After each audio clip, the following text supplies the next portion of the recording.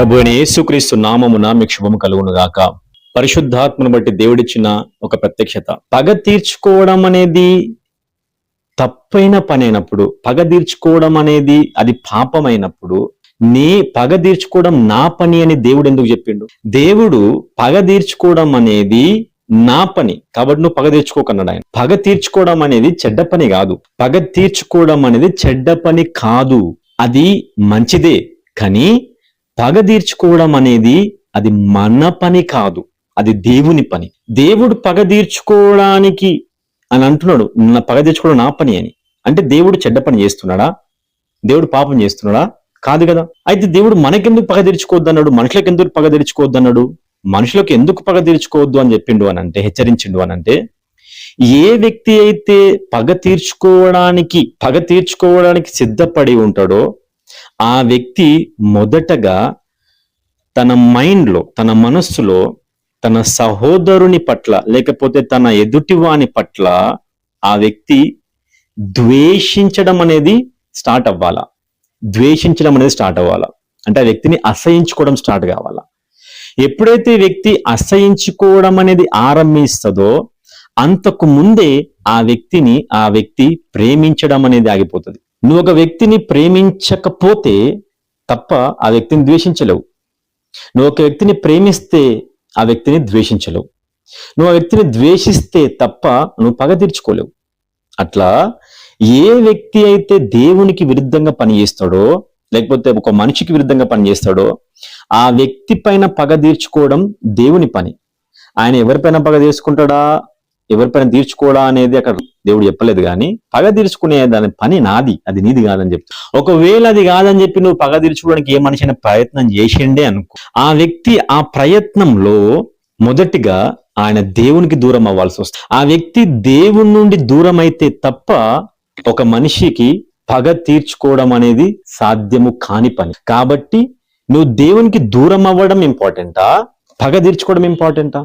దేవునితో ఉండడం ఇంపార్టెంటా, నిత్యత్వంలోకి వెళ్ళడం ఇంపార్టెంటా? నువ్వు నిత్యత్వంలోకి వెళ్ళడానికి కదా నువ్వు చేస్తున్న ప్రతి ప్రయత్నం. ఆ ప్రయత్నంలో నువ్వు ఉంటున్నప్పుడు ఎవరైనా నేను డిస్టర్బ్ చేస్తున్నప్పుడే కదా, నష్టపరుస్తున్నప్పుడే కదా ఆ వ్యక్తిపై నీ కోపం వచ్చేది, లేకపోతే పగ తీర్చుకోవడానికి ప్రయత్నం చేసి. పేరుగాంచిన ఒక సేవకుడు ఉన్నాడు, సొంత సహోదరుని పైన కొన్ని అనివార్య కారణాలను బట్టి పగ తీర్చుకోవడానికి ప్రయత్నం చేశాడు. అలాంటి ప్రయత్నంలో ఆ గొప్ప సేవకుడు దేవునికి దూరం అవ్వాల్సి వచ్చింది. ఇప్పుడు ఆ సేవకుని పరిస్థితి అతి దారుణంగా ఉంది తెలుగు రాష్ట్రాల్లో. పగ తీర్చుకోవడానికి ఏ వ్యక్తి అయితే ప్రయత్నం చేస్తాడో ఆ వ్యక్తి పతనం ఆ విధంగా ఉంటది. కానీ అదే పగ తీర్చుకోవడం దేవుడు చేస్తే నిన్ను ఉన్నతమైన స్థానంలో ఉంచగలుగుతుంది. కాబట్టి నీ పక్షాన ఎవరైనా సరే అన్యాయం చేసినట్టుగా నీకు అనిపిస్తుందా, ఆ వ్యక్తి పైన నువ్వు పగ తీర్చుకోనాలి అన్న ఉద్దేశాలను పెట్టుకోకు. ఆ వ్యక్తి గురించి నువ్వు వ్యతిరేకమైన ఆలోచనలు పెట్టుకోకు. ఒకవేళ ఆ వ్యక్తిపై నీకు నెగిటివ్ థాట్స్ కానీ రివెంజ్ తీసుకోవాలన్న ఆలోచన నీకు వస్తున్నట్లయితే నీవు దేవుని నుండి దూరం అవ్వాల్సి వస్తుంది. జాగ్రత్త.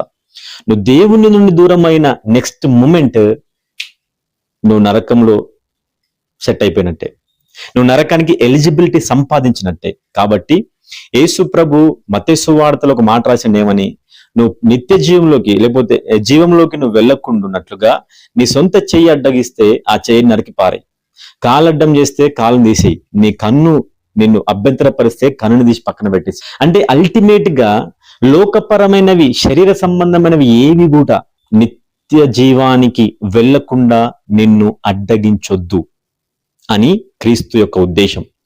పగ తీర్చుకోవడం అనేది కూడా శారీర సంబంధమైన క్రియ. గమ్యాన్ని నువ్వు చేరుకోకుండా మిస్ అయిపోతావు, కోల్పోవాల్సి వస్తుంది. కాబట్టి అల్టిమేట్ గా నువ్వు ఆత్మ సంబంధమైన గమ్యాన్ని చేరడానికే నువ్వు ప్రయత్నం చేయాలా. ఆ ప్రయత్నంలోనే నువ్వు నీటి బాప్తిజం, ఆ ప్రయత్నంలోనే పరిశుద్ధాత్మతో నింపబడ్డం, ఆ ప్రయత్నంలోనే అన్య భాషలు మాట్లాడడం, ఆ ప్రయత్నంలోనే ఫలభరితంగా ఉండడం, ఆ ప్రయత్నంలోనే ప్రతిరోజు ప్రార్థన, వాక్యం, పరిశుద్ధుల సహవాసం, బల్లలో పాల్గొనడం, సాక్ష్యం ఇవ్వడం, సాక్ష్యం కాపాడుకోవడం, వాక్యం ప్రకటించడం, ప్రార్థనలో సమయాన్ని గడపడం, ఇన్ని పనులు చేస్తున్నావు ఎందుకు? నువ్వు నీ గమ్యానికి చేరడానికి. అలా గమ్యానికి చేరకుండా అడ్డగించేది ఏంది తెలుసా? పగ తీర్చుకోవాలని ఒక చిన్న ఉద్దేశం. అయితే ఇది అనుభవపూర్వకంగా నేను ఒక విషయం చెప్తున్నాను. నువ్వు ఎందుకు రావాల్సి వచ్చింది ఈమె లోపలికి అనంటే, ఈ కుటుంబం ఏదైతే ఉందో, వీళ్ళ నాన్న వీళ్ళ అమ్మ వీళ్ళు కష్టపడి పని చేస్తున్నారు, వీళ్ళు ఆర్థికంగా వృద్ధి పొందుతున్నారు, వీళ్ళ పిల్లలు అంటే ఈమె గాని, ఈమె తమ్ముడే గాని, ఈమె చెల్లెలు, ఈమె అక్క ఎవరైతున్న వాళ్ళందరూ వాళ్ళు బాగుపడుతున్నారు, మంచి చదువుకొని వాళ్ళు డెవలప్ అవుతున్నారు. కాబట్టి వీళ్ళని చూసి నేను ఓర్వలేకపోయినా, కాబట్టి వీళ్ళపైన నేను పగ తీర్చుకోవడానికి ప్రయత్నం చేస్తున్నా, అందుకే నేను వీళ్ళపైన చేతబడి ప్రయోగించినాను.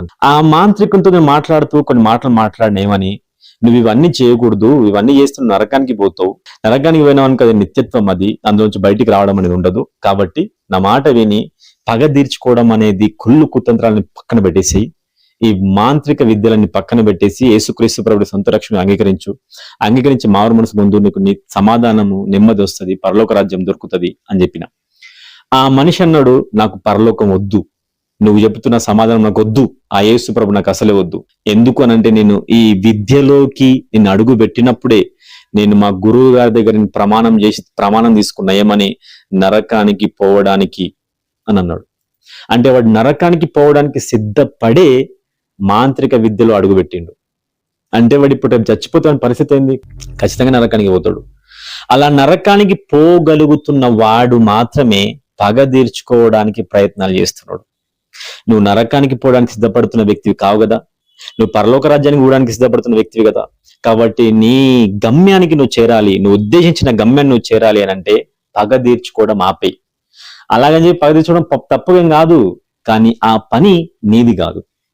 నువ్వు ఆ పని చేయడానికి ప్రయత్నం చేసినావా, నువ్వు నీ సహోదరుని నువ్వు ద్వేషించాలా, నువ్వు దేవునికి దూరం అవ్వాలా, నువ్వు చివరికి నరకానికి పోయి చేరాలా. ఇవన్నీ నీకెందుకు? ఇవి కావాలంటే పగ తీర్చుకో, అది కావాలనంటే పగ తీర్చుకోవడం మానేయి. ఎదుటి వ్యక్తి నీకు ఎటువంటి నష్టం కలిగించని ఆ వ్యక్తి పట్ల నువ్వు ప్రేమపూర్వకంగానే వ్యవహరించు. ఒకవేళ ఆ వ్యక్తి ఒకానొక రోజు వచ్చి నీ దగ్గర కాళ్ళు పట్టుకుని కానీ చేతులు పట్టుకుని క్షమించుమని అడిగిండే అనుకో, అప్పుడు నువ్వేం చేస్తావు? నువ్వు ఆ వ్యక్తి మీద పగ తీర్చుకోవడానికి నువ్వు ఏదేదో ప్రయత్నాలు చేసినావు, ఆ ప్రయత్నంలో నువ్వు దేవుణ్ణి కోల్పోయినావు, దేవునికి దూరం అయిపోయినావు, అపవాదికి చేరువైనావు, నరకానికి నువ్వు సమీపం అయిపోయినావు. ఆ సిచ్యువేషన్ లో నీకు అన్యాయం చేసిన వ్యక్తికి మారు మనసు వచ్చి ఆ వ్యక్తిని దగ్గర క్షమాపణ అడిగిండు అనుకో, ఆ వ్యక్తి క్షమాపణ అడిగిన తర్వాత ఆ వ్యక్తికి పరలోక రాజ్యంలో దేవుడు యాక్సెప్ట్ చేసేస్తాడు. కానీ ఆ వ్యక్తి పట్ల నువ్వు పెట్టుకున్న పగను బట్టి నువ్వేమైతావు? నరకానికి పోతావు. కాబట్టి ఎందుకు నీకు అవన్నీ? నీవు చేరాల్సిన గమ్యానికి నువ్వు ఎట్లా చేరుకోవాలా అని మాత్రమే ఆలోచించు, వేరే నీకొద్దు. అందులో ఒక ప్రధానమైన విషయం ఏంది తెలుసా? పగ తీర్చుకోవడం వద్దు. పగ తీర్చుకోవాల్సిన పని నీది కాదు, దేవుంది. అది దేవునికి వదిలిపెట్టాయి. దేవుడు తీసుకోవాలనుకున్న అధికారాన్ని నువ్వు తీసుకోవడానికి ప్రయత్నం చేసినావు అనుకో, లూసిఫర్ లాగా పడిపోవాల్సి వస్తుంది. అది దేవుని అధికారం, మనుషుల అధికారం కాదు. పగ తీర్చుకునే అధికారం దేవుడు మనుషులకు ఇవ్వలే. పండు తినడానికి అధికారం దేవుడు ఆదాము వాళ్ళకి ఇవ్వలే, కానీ తిన్నారు, పడిపోయినారు. అదే విధంగా పగ తీర్చుకునే అధికారం నీకు ఇవ్వలే, కానీ నువ్వు పగ తీర్చుకోవడానికి ప్రయత్నం చేసినావు అనుకో, ఆదాము వాళ్ళగా పడిపోవాల్సి వస్తుంది. జాగ్రత్త. హల్లెలూయా. ఇటువంటి పగ తీర్చుకునకుండా క్షమించే స్వభావం ఈ చివరి దినాల్లో ప్రతి యవనస్తుడికి స్త్రీ పురుషులకు అందరికీ పరిశుద్ధాత్మను బట్టి కలుగునుగాక.